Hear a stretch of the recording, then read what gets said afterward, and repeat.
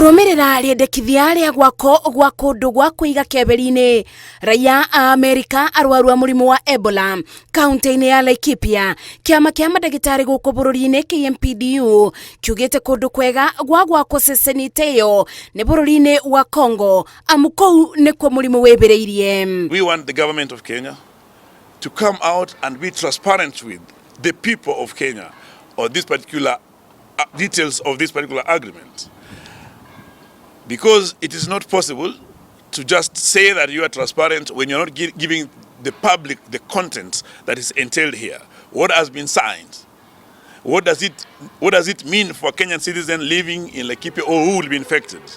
Madagitari aya makinyita baru itwara igoti iria kurugamia mwako o wothe wa keberi-ini wa arwaru a murimu wa Ebola. Mugite bururi wa Amerika urenda kubuthira bururi wa Kenya oru makiuga marenda kuiga itanda 50 tu ende guku ni kuiga a Kenya ugwati-ini. We are calling and asking the government that yes, there is a court order that was done yesterday, that came out yesterday through Katiba Institute, which we also supporting, that this order asks for the government to be transparent and to give the details of this particular agreement.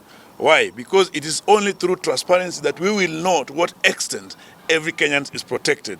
Ibida-ini riu madagitari ya morite thirikari gukathika mitaratara mirumu ya kugitira a Kenya kumana na kurwara murimu wa Ebola. We as a union are feeling that government is doing more of the public relations than telling us the gist of their preparations for the Kenyans in case we have an Ebola outbreak in the country.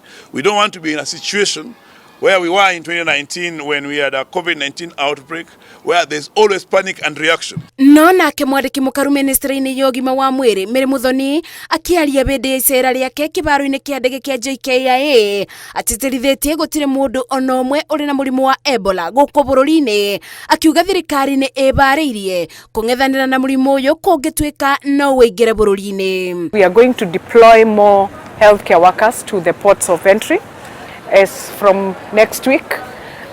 So public health officers, we are also encouraging them that they will register with us so that we are able to see where we can deploy them. Ministry ya ugima wa mwiri yugite ni ongereire mitaratara ya kuthima aria maraingira bururi-ini kugerera mibaka-ini ya bururi na ibaru-ini cia ndege. I want to assure Kenyans that we do not have any confirmed case in Kenya.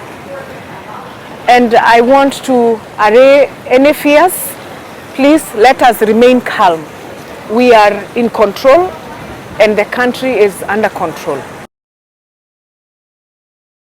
Gelibotera Inoro TV.